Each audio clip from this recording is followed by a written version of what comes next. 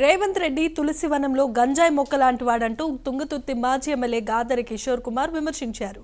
ధాన్యం కొనుగోలు కేంద్రాలకు మూసీ నది వద్దకు సెక్యూరిటీ లేకుండా వెడితే ప్రజలు రేవంత్ రెడ్డి బట్టలూడదీయటం ఖాయమని ఆయన అన్నారు. రేవంత్ రెడ్డి పాలనలో ఏ వర్గము నిశ్చింతగా లేదన్నారు. రైతులు, ఆశా వర్కర్లు, అంగన్వాడీ, పోలీసులు అందరూ రోడ్డెక్కారని పేర్కొన్నారు. కేసీఆర్ కన్నా మెరుగ్గా చేస్తానంటే పొరపాటు పడి ప్రజలు గెలిపించారు, కానీ ఏడాదిలోనే ప్రజల ఆశలు ఆవిరి అయ్యాయని కిషోర్ కుమార్ పేర్కొన్నారు. తెలంగాణ రాష్ట్ర సాధన కోసం తన ప్రాణాన్ని ప్రాయంగా పెట్టి సాధించి 10 ఏళ్లు రాష్ట్రాన్ని అభివృద్ధిలో నడిపిన వ్యక్తి కేసీఆర్ అని కిషోర్ కుమార్ కొనియాడారు. గంజాయి మొక్క లెక్క రేవంత్ రెడ్డి అంటాడు, వాడు గంజాయి మొక్క. మనం దేని వీకేస్తాం, కలుపు మొక్కను వీకేస్తాం. ఆ గంజాయి మొక్క, కలుపు మొక్క అయినటువంటి రేవంత్ రెడ్డి గారిని పీకడానికి ప్రజలందరూ రెడీగా ఉన్నారు.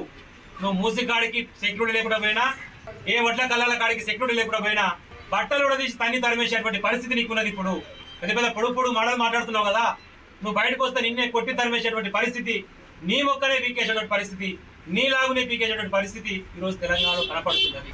ఏ ఒక్క డిపార్ట్మెంట్ అయినా, ఏ ఒక్క వర్గానికి సంబంధించిన ప్రధానికమైన సంతోషంగా ఉన్నారో దయచేసి చెప్పని చెప్పి విజ్ఞప్తి చేస్తాను. ఏ ఒక్క వర్గమైనా సరే, డిపార్ట్మెంట్లు చూస్తే అన్ని డిపార్ట్మెంట్లు నియంత్రించాల్సిన పోలీసులు కూడా ధర్నాలకు వచ్చినట్టు అర్థమైంది. ఆశాలు, అంగన్వాడీలు, రైతులు, పోలీస్ డిపార్ట్మెంటు, ప్రతి ఒక్క డిపార్ట్మెంట్లో ధర్నాలు చేసేటువంటి పరిస్థితి. 5 DAలు చేసేటువంటి ఉద్యోగులకు సంబంధించి 1 DA ఇచ్చి అది 18,000 ఇస్తారట. దానికి మోతవారి ముచ్చట చెప్తారు. రైతు రుణమాఫీ దిక్కే లేదు.